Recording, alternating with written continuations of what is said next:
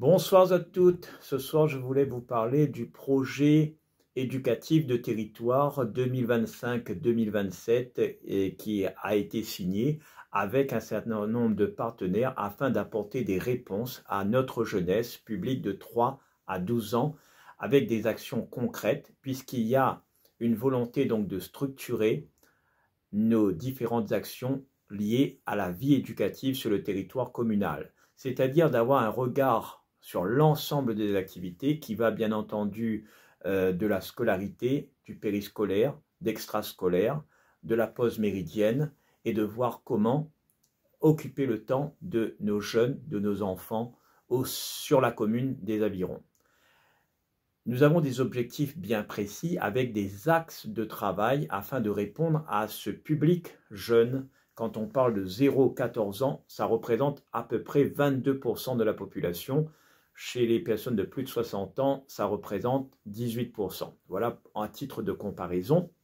Et donc, notre mission à nous, c'est d'apporter des réponses. Il y a l'existant, des actions, avec ce qui est fait par la collectivité, porté souvent par le CCAS, mais aussi le secteur associatif qui est riche dans notre commune à travers ces différentes associations, Roulémont-Aviron, Aviron Jeunes, l'Axe, JSCT notamment, et d'autres associations devraient à l'avenir se greffer et porter des actions en faveur des jeunes de notre commune des Avirons.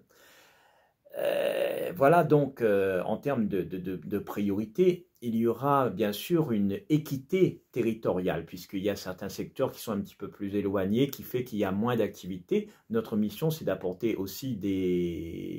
une offre d'animation, une offre éducative sur le Tevlav, mais aussi sur Font-Maurice, puisque nous allons bientôt créer une maison de quartier. Ce sera un outil supplémentaire pour développer des activités sur ce secteur. Et puis, parmi ces objectifs, il y a l'égalité pour tous, c'est-à-dire permettre aussi au public qui a des difficultés, qui vivent dans des situations précaires, mais aussi ce public qui est porteur de handicap, qui devrait être aussi priorisé de participer aux actions qui sont proposées. L'autre volet, c'est d'apporter à travers la vie éducative une dynamique en diversifiant à la fois nos activités, mais en structurant, en organisant en compétences, une montée en compétences par rapport aux différents personnels qui interviennent auprès d'un public enfant, puisqu'il y a des exigences bien entendu, et de faire en sorte que ça rentre davantage dans le cadre légal et aussi permettre à ces associations de bénéficier de moyens supplémentaires afin de structurer leurs activités. Après, il y a bien entendu la parole, l'écoute auprès de ces jeunes. Sachez que le diagnostic qui est ressorti du projet éducatif de territoire, c'est justement qu'il y ait une écoute plus conséquente des jeunes, et cela passe bien entendu par notre conseil municipal des jeunes, le conseil municipal des enfants aux Avirons, qui a été créé après 2020 et qui est un outil formidable qui doit être amplifié afin de toucher davantage de jeunes, puisqu'ils ont exprimé ce désir de parler, de donner leur avis, c'est très intéressant.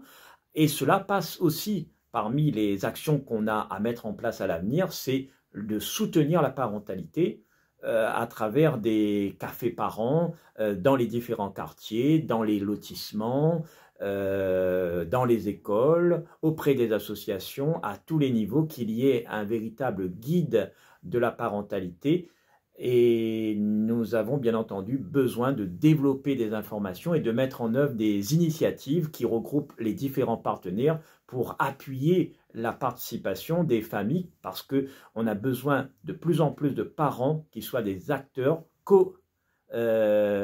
auteurs des initiatives qui existent sur notre territoire. Et tout cela passe, bien entendu, par une coordination et un partenariat solide, puisque on voit bien quand les différents partenaires qui touchent parfois le même public, on a besoin de cette complémentarité pour mettre des actions et de répondre au mieux aux besoins des jeunes des avirons. Donc nous comptons sur ce partenariat afin de soutenir toutes les initiatives qui existent sur notre territoire. Nous devons être présents pour répondre à ce besoin, à cette demande, puisqu'on sait qu'il y a aujourd'hui dans